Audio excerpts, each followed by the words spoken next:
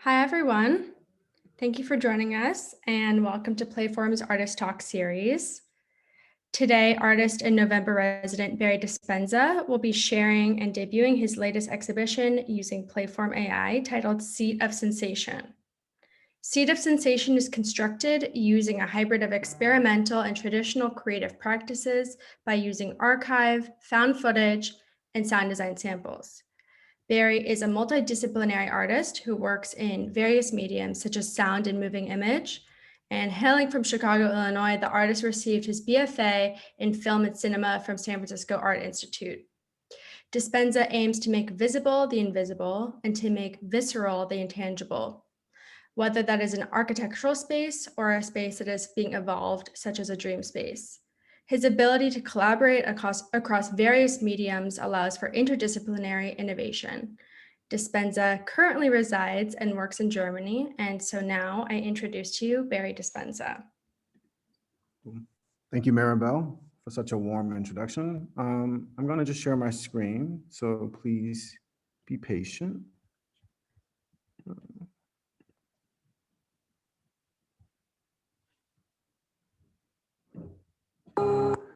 Cool. Hi, everyone. Thanks for joining. Before we begin, I'd just like to start off with a soundscape that I composed just to kind of get everyone in the mood. Yeah. So.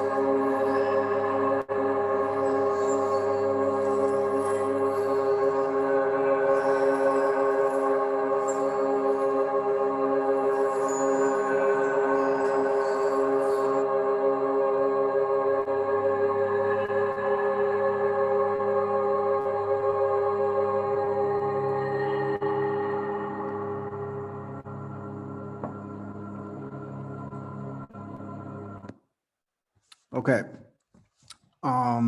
Thank you guys for listening. So just a little bit of background on myself. I'm Barry. Thanks for joining again. I'm an experimental composer and an interdisciplinary artist who builds experiential experiences that shift perspectives from passive seeing to active looking and from passive hearing to active listening. I use musical thinking to illuminate the dynamic and unconscious rhythms of power structures that underlie the perception of time and space. You will find that my work involves diverse mediums that often include archive footage, sound design, artificial cinemagraphs, and experimental music. My art investigates the notion of productivity and human presence and what we consider thisness that exists within the sensory ecology. Since I often take a multimedia approach to art making, I tend to find myself working in nonlinear phases to create these experimental environments.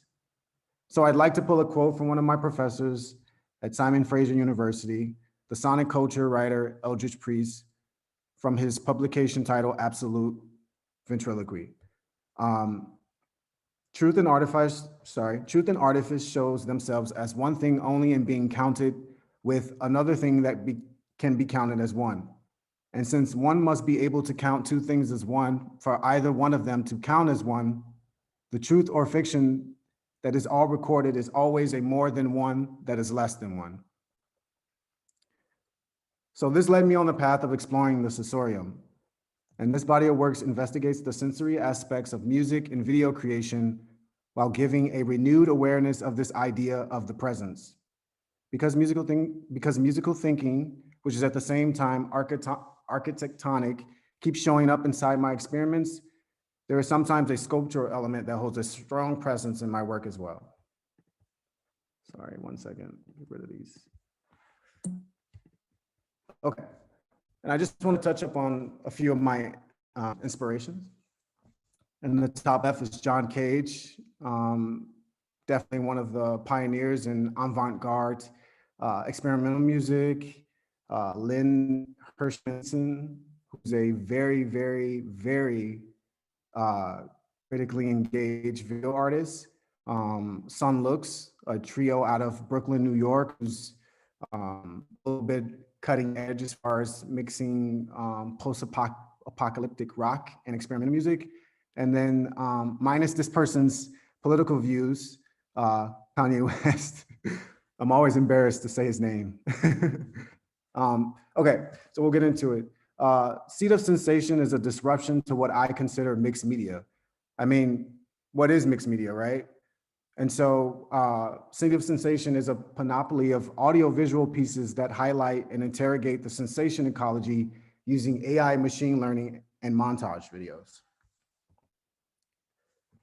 So again, this led me on a investigative journey, which I so happened to run into Playform, a artificial intelligence platform that I just discovered a couple of months ago when I was being locked down due to COVID. And so when I first heard about Playform, I think I saw an ad or some kind of artwork that ran across one of my stories. I was like, oh, this would be very cool to kind of use in my audiovisual work. But I didn't go into it with any preconceived notions or any experience in the AI world. I just was excited to collaborate with this machine learning and to see how AI can push my work forward. And here is a couple of images in the background, which I'll elaborate further upon later. Same with these three images as well. Okay, now we'll dig into my process. So I tend to think my process is a little messy, but that's okay. I'm learning it's okay. So my creativity and the way I come up with ideas will never be a linear process. I don't like to call myself a sound composer or a designer per se, or a purist, because I often use found samples, I often read pitch, and I disfigure them. And so I'm more of an experimentalist, and I love experimenting with time. So I like to combine all those things together and create this brand new texture of footage and audio, which ends up becoming a spontaneous, processual, messy, hypnotic body of work. So to give you guys more of a background information on some of my artistic setup and equipment, I primarily work with a basic setup, which includes my MacBook Pro, the recording software Logic, and Ableton Live. I use Ableton Live to mainly master my audio, and the video editing software Adobe Premiere, and of course Playform. And I just want to highlight that some of the main things for me is just to make sure that I'm creating every day, even if I don't feel like it, or if I don't have a concept in mind. I think it's very important for me to just exercise this creativity by, waking up every day and trying to come up with something. But I have found recently that it's been really hard to kind of remove myself from my work because I'm so engaged. And here are some images of my setup, which I'll go and show you guys later. But here in the top left is a screenshot of Logic. Logic is obviously a music recording and editing software. And this is where I do most of my audio editing and mixing and collaging. Here below is Adobe Premiere, which is mainly used for my montaging of video and cinemagraphs. To the right of that is Playform. This is where mainly and mostly all the magic happens. I'll get into that later, but as you can see here, there are a couple of tabs across the top that says inputs, results, mix, and video and saved. That the two most important tabs for me are the results and the video. And again, I'll go further into that later. And then on top of that is a really, really cool website / platform for anyone who's interested in archive footage or found documentary footage, excuse me. It's called Internet Archive, which I believe is based in San Francisco, and you can literally find anything and everything. You can even find animated sequences, you can find old newsreels, you can find Super 8 film, and it's just a pleasure to work with. I threw this in here because I think this is very important to my practice, which I just learned recently after doing another artist talk not too long ago. And it's this idea of the montage. I'm in love with this idea of montaging images, especially because I'm super interested in this idea of contrast. And so I threw in this cool quote and this definition of montage because I think for a lot of people who don't have a background in film or moving images, I think the definition of montage can get kind of blurred. So I wanted to make sure that everyone kind of understood the art behind montaging, because I think it can be a little bit misconstrued. And so, yeah, montage is obviously just selecting and editing pieces of film to create a whole new version. But at the top here, there's a very beautiful quote by Mr. Einstein from The Montage of Film from 1924. And he says here, montage of attractions exploits contrast. An attraction is any demonstrable fact, an action, an object, a phenomenon, a conscious combination, and so on. That is known and proven to have a definite effect on the attention and emotions of the audience, and that combines with others, which possesses the characteristics of concentrating the audience's emotions in any direction dictated by the production's purpose. So if you take a step back, I think one of the sole purpose of montaging was, again, which is what I'm trying to do with this body of work, is to concentrate on the audience's emotion by dictating and guiding it in a whole different direction, almost kind of like assaulting the senses, for lack of a better explanation. Really playing with this idea of the sensory ecology and the operation of the haptics and emotions. And so I think that's really important in my work. And you'll see further down the road, once I start showing you guys my process, that it's pretty clear that that's the main purpose of my work. So yeah, when I started dabbling into artificial intelligence, I was a little bit nervous because I didn't know how it could tie into video. And so I remember talking to the founder and a couple of people who work for Playform, asking if there's any way for a video option to be created for us moving image artists. And boom, there you go. They created a way for us to incorporate video, and I was super excited. And so I started thinking, like, how and what would be the role of AI in my work, right? Would I use AI to do the sequencing? Would I use AI to compose the sound? But I kind of took a step back and was like, hey, maybe I can use AI as more of a production designer if we're thinking more of film terminology. And so I primarily used AI to kind of set up my scenes and to paint images in which I kind of lack. And so you guys will be able to witness this process when I walk you guys through some of the results of some of these found images. and I am more than willing to answer any questions at the end in case it's a little confusing. Oops, sorry about that. I wanted to talk about the effect of sound and haptic perception in my video and space work.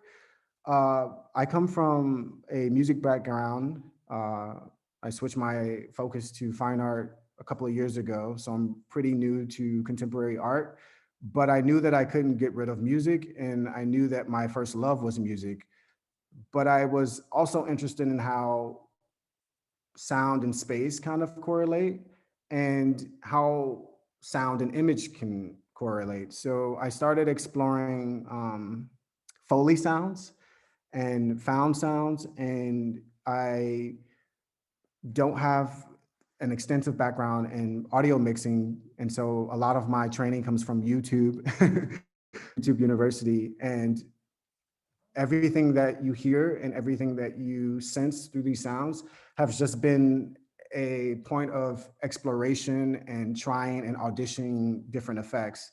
And so as I progress throughout my career, I'm starting to understand that where I want to go is more sculptural. And so I started thinking about how does that affect the space that you're viewing this work? How does this affect the space that you're hearing this work? And yeah, you'll notice that there's a lot of reverberation, there's a lot of echoing, there's a lot of distortion in my music, and hopefully, eventually later down the road, this work can grow into more of an experiential, immersive body of work as well. And I will play you guys a sample of some of the Foley work in one of the videos.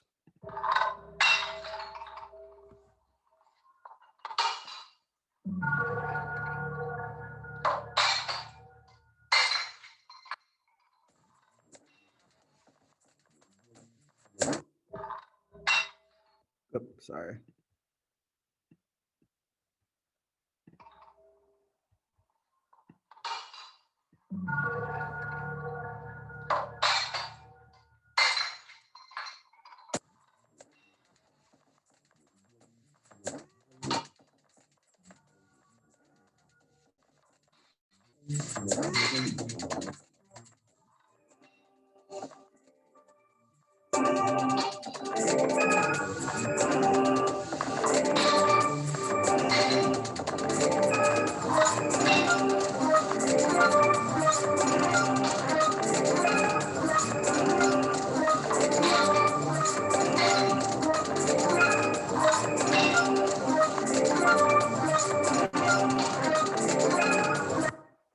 Cool, that was just a quick snippet of what you guys will be hearing later on, but I just want to let you guys into a secret. The glass that you are hearing is my wife actually throwing away some old wine bottles here in Germany.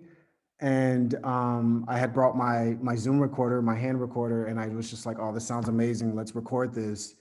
And a couple of days ago, I just layered it into a hip hop song, and then it became this. So there you go. Okay. And now we'll get into the work that was created during my residency. The name of this piece is called Up Above My Head. It's a really, really, I would say, kind of haunting piece. A lot of my pieces have this layer of, I don't know, anxiety, I wouldn't say like dark, but definitely surreal. And so to give you a little bit more background on this piece, I found this distress footage of a African-American team playing basketball, I believe, in Harlem. I think this is from the 50s or 60s, shot on Super 8. And I was like, oh, wow, this would be really, really cool to layer with something. And at this time I was working on I'm really a big fan of prepared music or prepared piano music, which is, to give you a little bit more background on that, a prepared piano piece is a piano piece obviously John Cage is one of the pioneers of this, is a piano piece or a music piece that has been altered by placing objects inside of that instrument or on that instrument. And disclaimer, if there's any music theorists out there or any musicologists out there, please jump in and correct me if I'm misinterpreting or misquoting any of this information. But from what I understand, it's usually an instrument or a piece of music that has been altered in a physical way. So I found these samples of prepared pianos. Someone took, I think they took rocks and wood and they opened up the grand piano and they placed these objects inside on top of the strings. And they would play around with striking them and scratching the strings within the piano.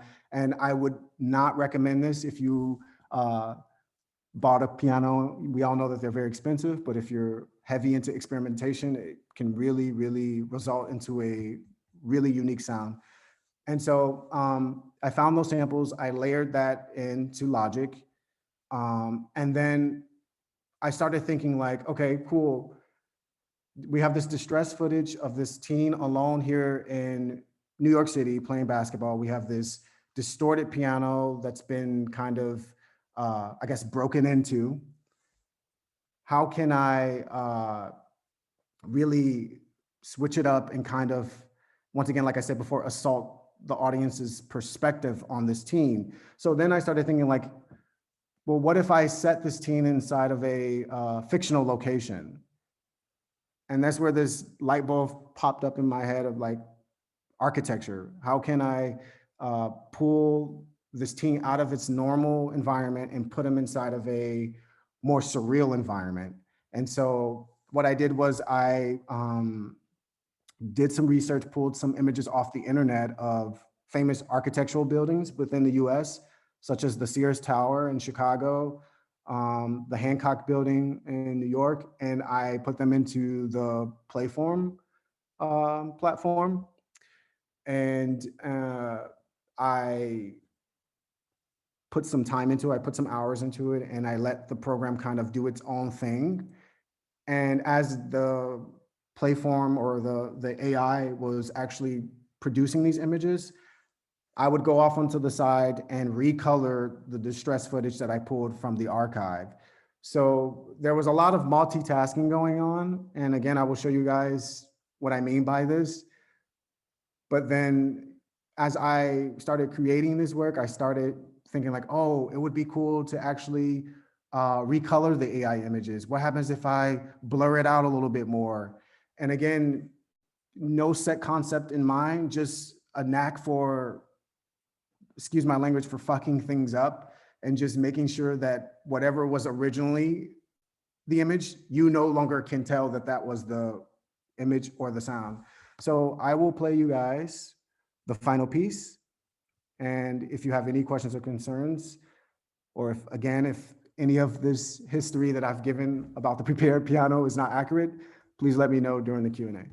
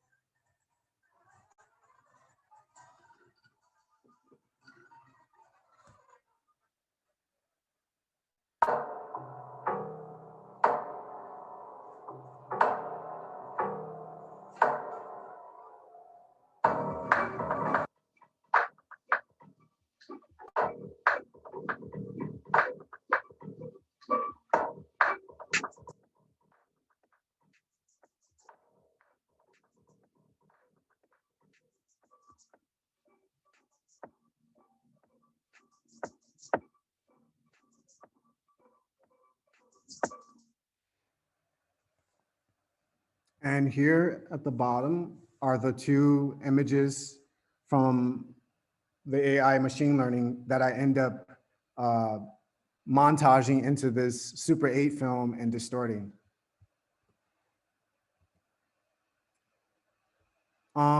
This piece was one of the first pieces I created during my residency. Once I found out the news, I was super excited. I think I started literally like the next day. I couldn't wait to dive in.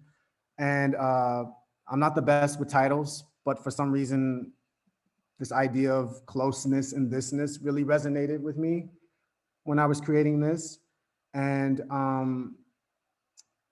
I went to art school, but I never took any fine art courses, such as like painting or drawing or sculpture. So I really wanted to show this affinity to symmetry and lines and shapes in this piece. And as you can tell here, oops, sorry guys. You can see my inspiration for that. Literally different variations of lines. And down here is just some odd pieces of people interacting with shapes and different forms of sculpture. And so what I did was I fused those two inspirations together and used the final result of that video. And then I put that into Adobe Premiere and recolored that and added a unique and original sound score. And I will play that for you guys. Just a moment.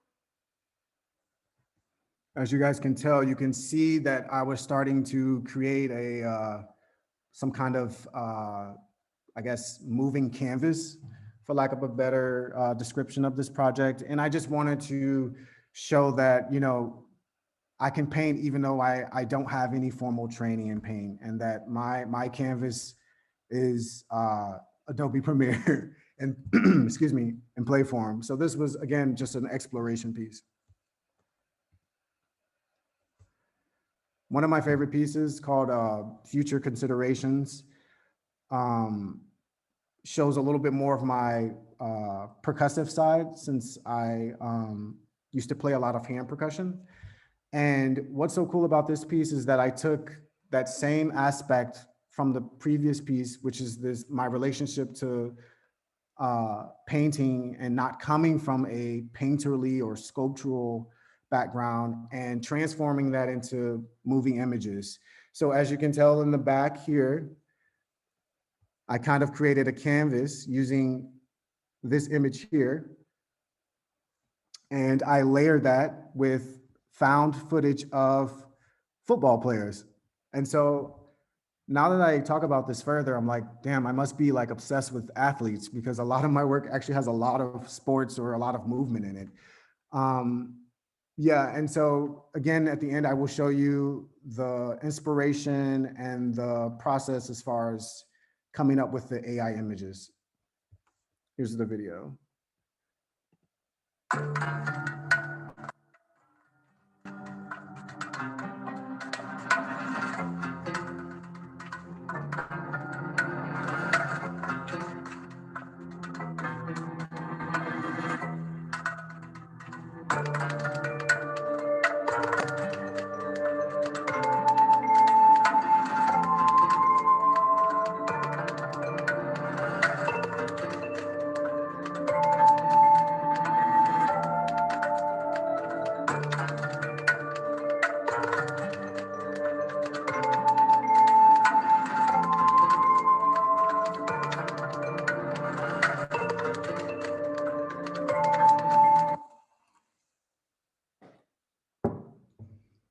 Yeah, I'll have to work on ending my pieces a lot better. But again, there's an interesting contrast going on here between the Super 8 film footage that I found using archive.org and this painterly like expressive gestural image that I created using AI.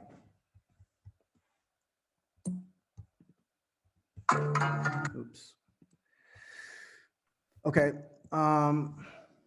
This piece, I've changed the titles like at least 4 or 5 times now, and I don't know why I couldn't decide on a title, but it used to be called The Little Puppets. And then now I changed it to Ventriloquy.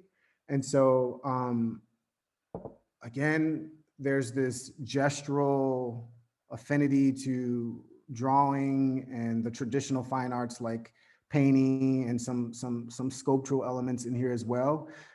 I wanted to, again, experiment with montaging this old, distressed, vintage footage from Super 8 and layer it with moving, still, painterly images that I combined in the Playform platform.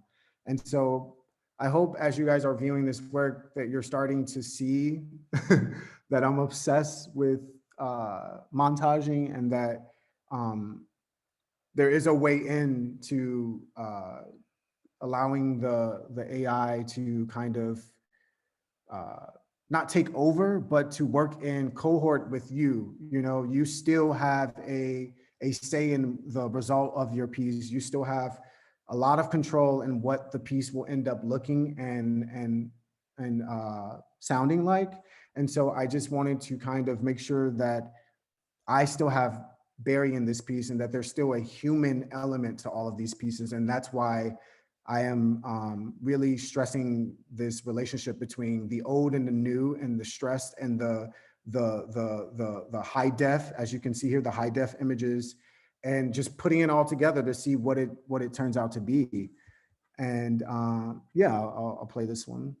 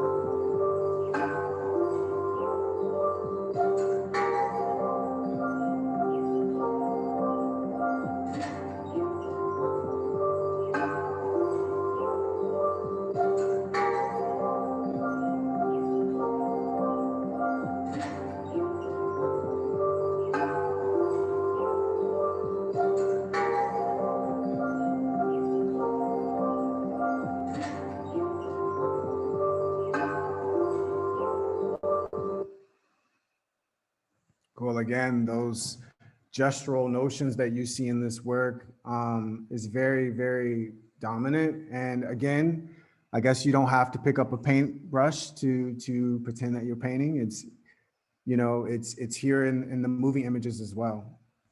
Let's see. I think I have, sorry. You would have thought that after spending, what, 8 weeks on online education, I would know how to work Zoom already. Okay, I think this is one of my last pieces, if not the last piece. a lot of fun creating this piece. And I wanted to thank Ahmed for this because I wasn't even supposed to have access to these images you see here. But this is called Prepared Travels. This is the first version that I created.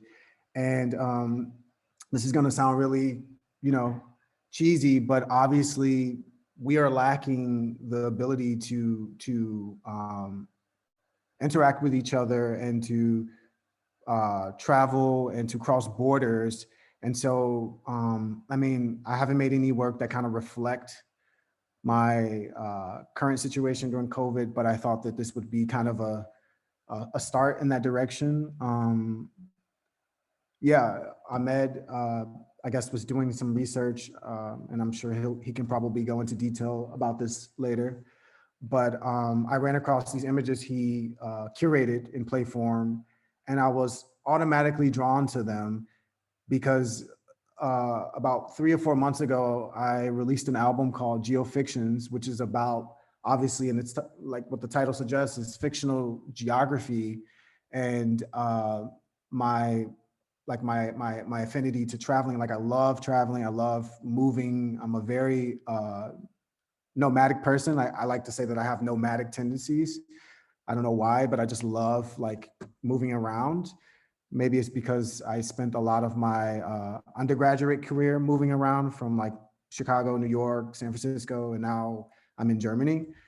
And so I was automatically drawn to this aerial view of, I'm not sure what it is, but I don't think that really matters. I automatically wanted to do something with this. So again, I took those images you see here that Ahmed placed in Playform, and I put my list of curated images in, and I wasn't liking what AI was kind of modeling when I put my images in. So what I did was I just completely destroyed the piece with these images in it, and I just used Ahmed's images.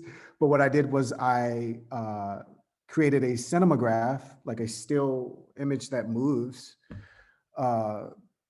and I put an original score to it, and it ended up turning out to be this piece. So I will play it for you guys. And then again, after this, I'll walk you guys through my process using both Logic and Playform.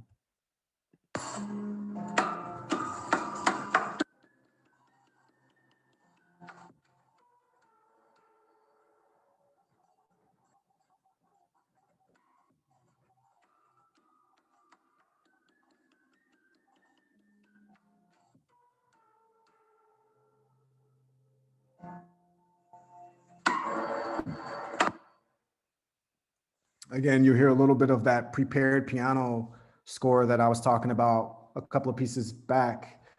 Yeah, I'm really interested in, obviously, again, distorting original sound and playing with this preparedness of regular instruments and sound design. So thank you, Playform. And now I will stop sharing for one quick second to show you guys my process using Logic and Premiere and Playform. So give me 1 second.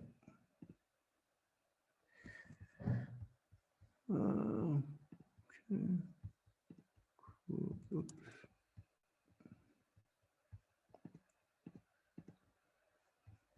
Okay.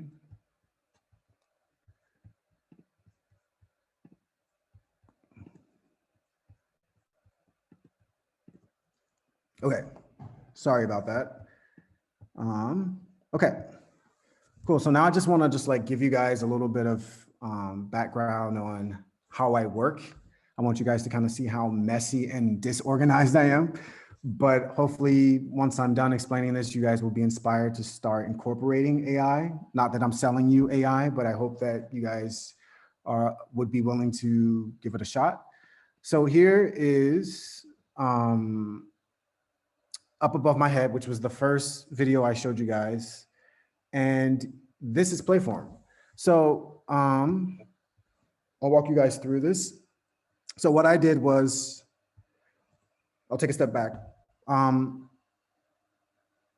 When I decided to use Playform, obviously I wanted to use Playform in cohort with Adobe Premiere and Logic. So there is an option here to curate images, right? And you have to, right, like not that there's a currency involved, but there is a, what do you call it? There's like a time allotment that you are allowed, which is kind of like credits. So in order to begin mixing images, you have to kind of like curate your own. So they have to be in a set of 30. And so as you go here, this is where I found those golden images from Ahmed.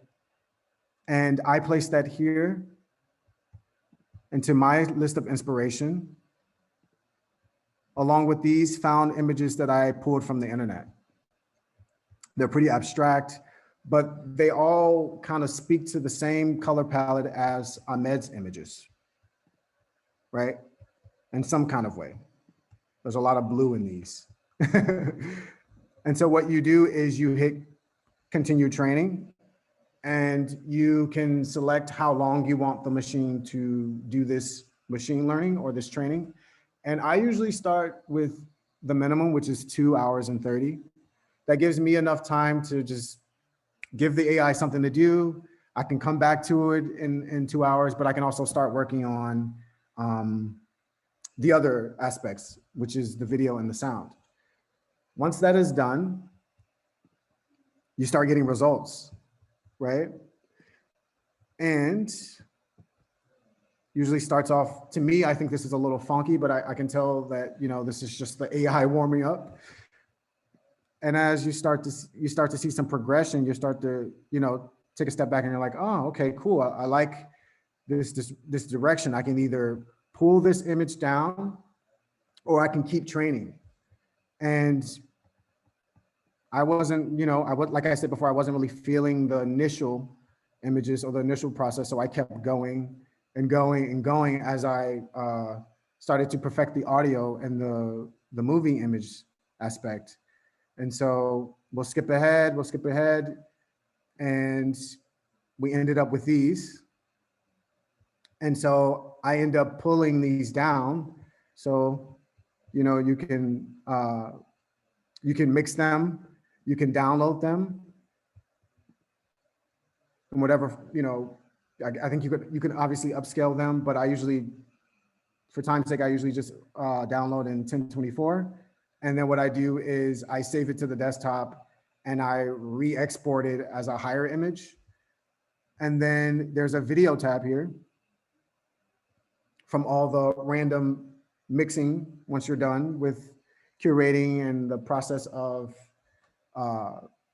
creating these images with Playform. You're left with these images here, right?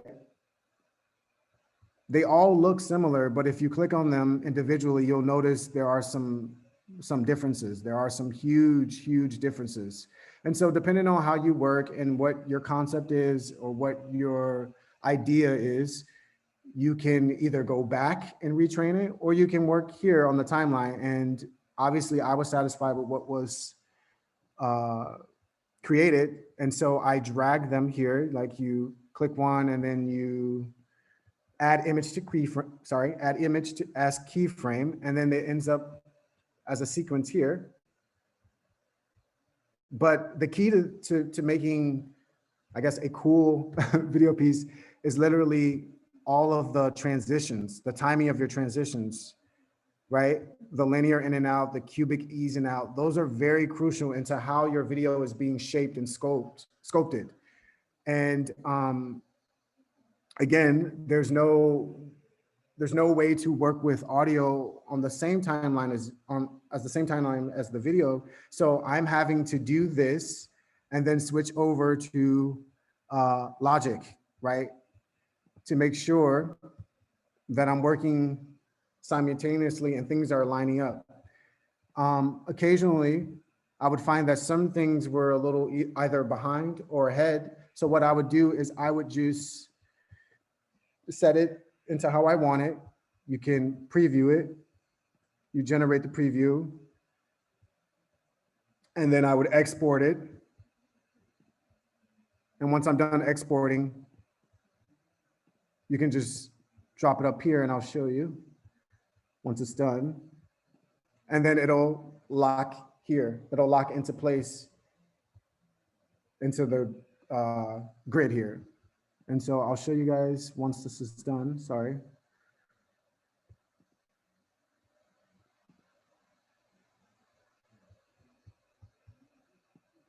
And it should be downloading.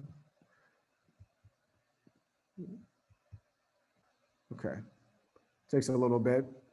And then once you're done, just drop into Logic. And that's how I sync it, right? And if you feel like the sound isn't in place, you can just I usually just make a note or some kind of mark here, wherever it is that you need to fix. And then I just go back to, back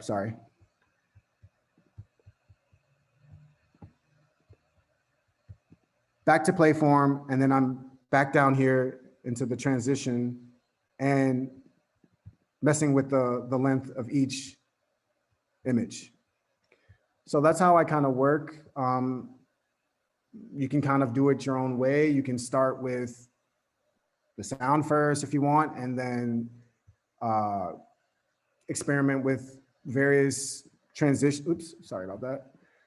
various transitions, and you can kind of work hand in hand like I do, where I have both pulled up, Logic and Playform, or you can work with images by themselves and just create cinemagraphs, which is just taking one of these images, downloading it as a still image.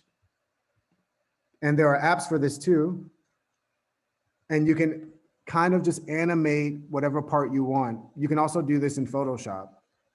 So there's multiple ways to incorporate moving images with all of the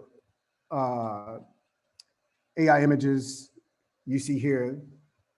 And I think, let's see, I think I can show you another one that I did.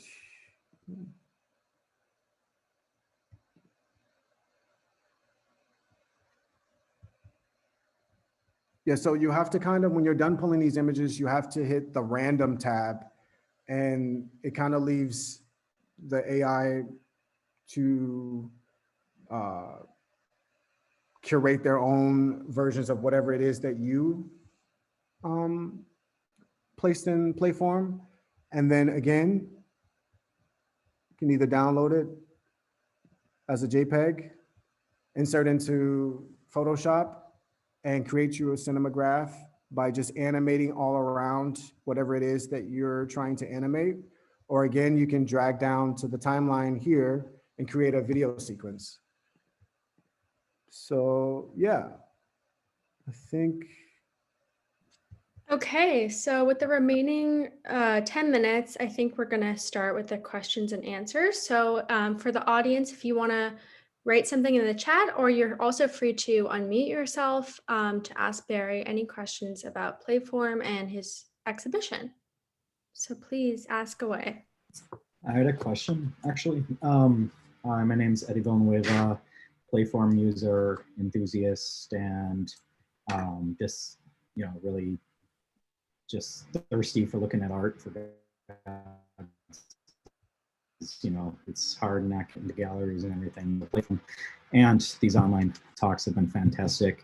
I had a question about, so I too am, a huge fan of John Cage's work, and not a composer, but I'm a fine artist. But one of the things that I always really one of his theories that always really resonated with me was this concept of chance operations. and the way in which he would put basically like obstacles in his way in order to generate interesting results that he would then react to. So for instance, like the prepared pianos and things like that.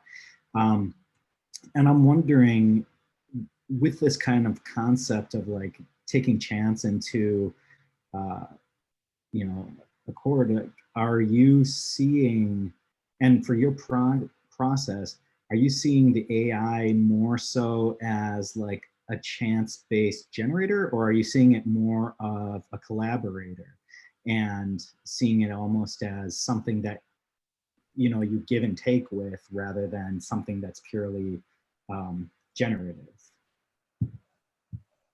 Again, thank you, Eddie, for that great question. I think I see it as both. Originally, I was seeing it as more of a collaborator because I lack the vocabulary, right, to articulate what it is that I'm actually trying to get out of using AI, right? By collaborating with AI, I kind of am just, I don't know, I'm just fascinated by this extra layer of artificial intelligence. And recently, I've been noticing that I think it's been a lot of chance and a lot of spontaneity, I guess, in my work. And so I think it's a combination of both. I think it's just, again, just throwing things in and allowing the AI to kind of work itself out, and you being able to extract that and kind of figure out how you can kind of maneuver that into your work or incorporate that into your work, and finding a way to articulate it. And that's the next step for me, is being able to articulate what it is I'm actually trying to say by incorporating this. But I think first and foremost, it's this curiosity that led me on this path. It's this affinity to John Cage's work, this affinity to conceptual art, for lack of a better explanation. And it's this affinity to music and movement. So to answer your question, I think it's a combination of both. Great, thank you. Mm-hmm. Any other questions? I mean, I got tons of questions, but I don't want to like take up the entire like talk. But if you run out of questions, I'll. If no one else has questions, Eddie, feel free to ask more.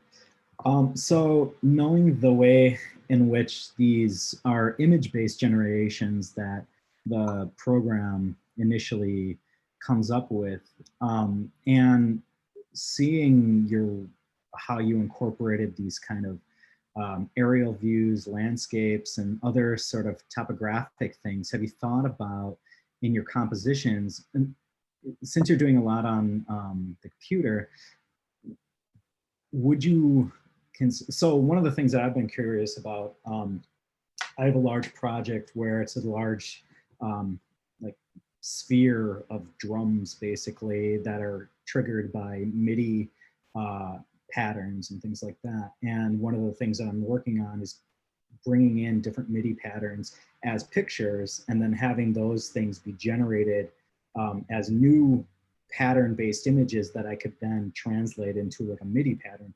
Have you thought about things like actually generating visual scores that you can translate into music, or having even the people at Playform help you to not only generate imagery or videos, but also generate sequences of musicality or scores? Yes, and I started exploring, and I'm sure you know about this, Max MSP a little bit, but not from a sound perspective, more from a visual perspective. I use a lot of templates because I'm obviously still learning the language and I'm still learning how to code, but that is an interesting platform to kind of transition into, because I think my work definitely is leaning towards more of an interactive, more experiential way. And I talked with Ahmed, the founder, a little bit about using sound to kind of generate images. And I think that's what they're working on next is how, like you said, how can I use this sound score to trigger a whole new sequence? And sorry if my dialogue is all over the place, but it's a little nerve-wracking doing these talks. No But worries, no worries. I was sharing a lot of this with like my wife, and she even brought up a good point. She was like, "Oh, what about text? Right? Like, how can we use text?" And like, and I mean, and if you zoom out a little bit, it's like there is space for everyone in this world of machine learning and AI. And I firmly believe that like she was saying, like text, like, you know, what if we started thinking like, how can we get words to kind of trigger images, right? If I'm a screenwriter in the year of 2065 and like you know, I have this idea and I don't know how to articulate it, but I have Playform, how can I use my script to generate a mock-up of the world that I'm trying to write in a screenplay or a poetry or a verse out of a poem? I think there's a lot of room for exploration, and it's good to hear people like yourself who seem to be very enthusiastic about the direction, and that's what I'm sensing from you. And I think it's just going to take a lot of people like yourself asking these questions with the more articulate dialogue than myself, and that's going to get people like Ahmed and Jennifer and everyone who's involved with Playform to start incorporating these things, because that's where artists come in. Is they've always been trendsetters. They've always been people who have been thinking, how can I take this a step further? You know, when I first saw Playform, I was like, oh, it's just too still for me. How can I get it to move? But I like that you brought up like, well, have you thought about even triggering your own visual images with a MIDI keyboard, you know, and bringing more, like you said before, those humanistic elements. And I think that's just going to be a continuous dialogue between people like yourself and the creators to really start listening to the artist by bringing these elements in. Definitely. And I mean, I just really appreciate in your work the perspective of, first and foremost, being a composer, a musician, and that sort of mental mindset in, so you said you're sort of like developing your visual art practice a little bit more. Yeah. And I think it's just really interesting then. So in like, where does a visual program like this assist in someone who is in the process of developing their visual language while having already a really strong basis in another creative form? What is that like? What is that other creative form? What sort of decisions are you then driven to make with this visual, seeming like mostly visual platform? I think it's really interesting that the things that you've done with it and where your mind goes with it. So I really appreciate that. So. Yeah, and also I also was thinking, like, you know, I'm starting to think of AI as its own genre of art, right? I started breaking down this boundary or this border that seems to be put up between tech influencers or tech designers and artists, and I started thinking like, well, why can't artificial image machine learning or AI images or AI creation be its own research creation genre that folks like you and I and everyone else who's interested in this can use to grow their practice? I mean, correct me if I'm wrong, but I think during COVID, we're not going to galleries anymore. I'm not going to a gallery anymore. Everything is online.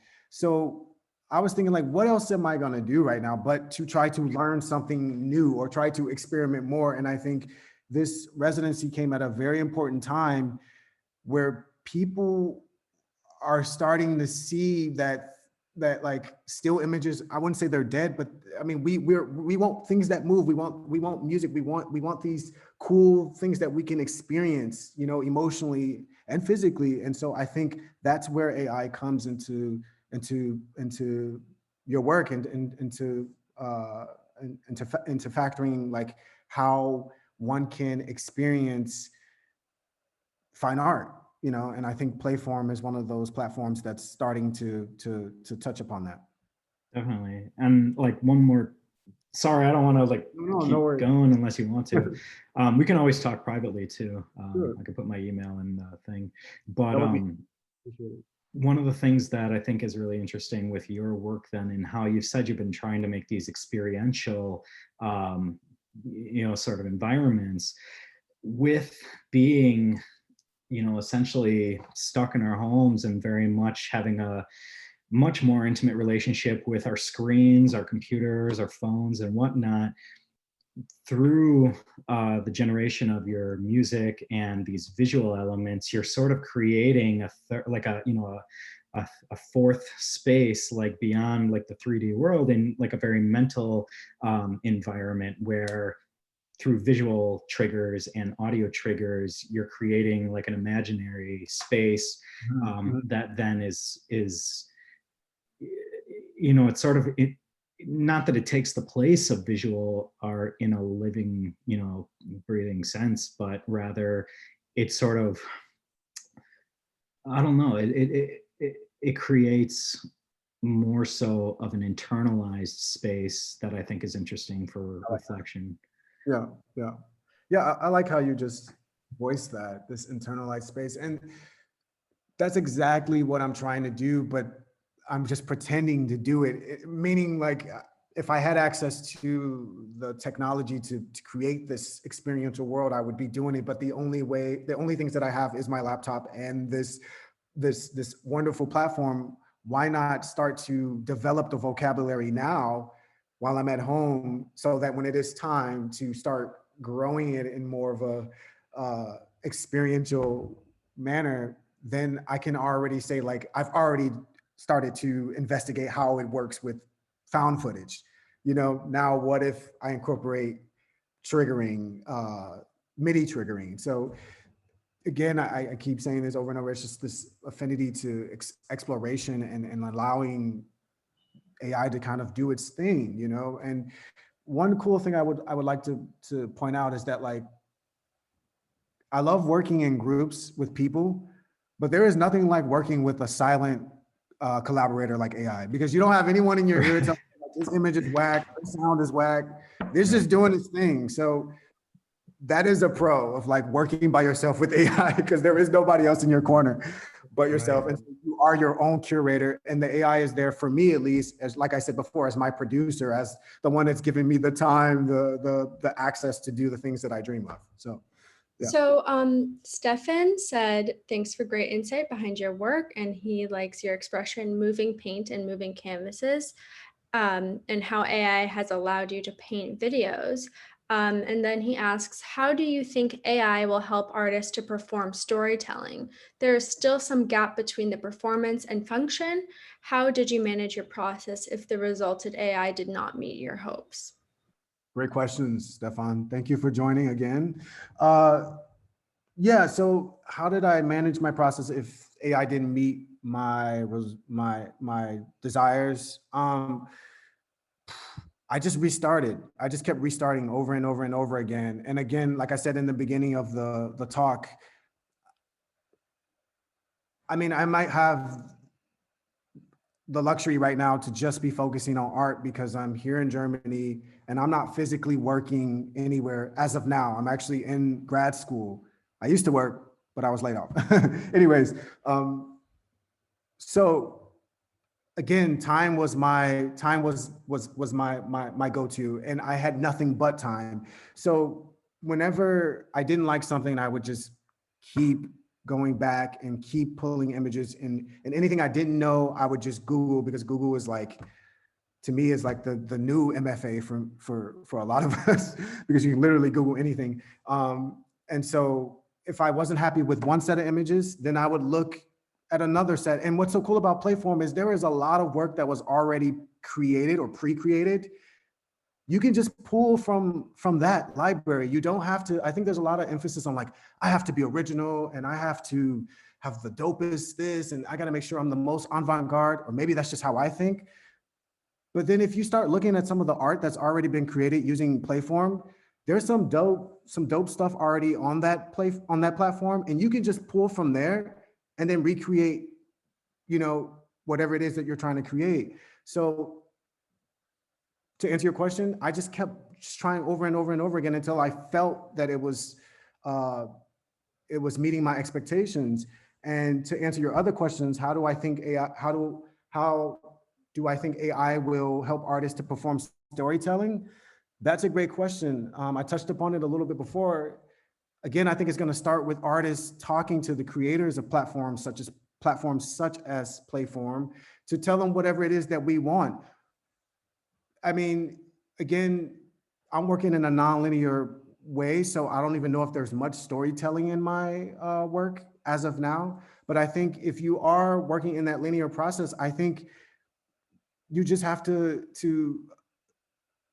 kind of create this I don't really know how to articulate, like you have to kind of like carve out a path for yourself that you see while using AI, meaning like don't let AI kind of take over your practice. Use AI as a way to heighten your practice, and use AI as a way to inform your practice. And so if you're working in a linear practice, I don't see why you wouldn't be able to create a sequence of linear moving images by using AI. I don't see why you wouldn't be able to do that if you still are bringing the humanistic elements to whatever it is that you're doing within the platform. So just because you're using artificial intelligence doesn't mean that the storytelling will stop. There's still your voice in this work. You just are there to help guide that platform, and it is there to enhance the storytelling. Great. Okay, so we're over time now. So I just want to thank everyone for joining us, and thank you for your questions, and for joining Barry in his debut of Seed of Sensation.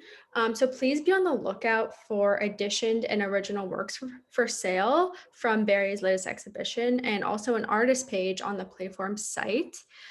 You can also check out opportunities in our residency program at playform.io/opportunities. And also check out Barry on Instagram at Barry Despenza. And thank you so much for joining us. We hope to see you soon. Cool. Thank you, Maribel. Thank you, everyone. Bye, everyone.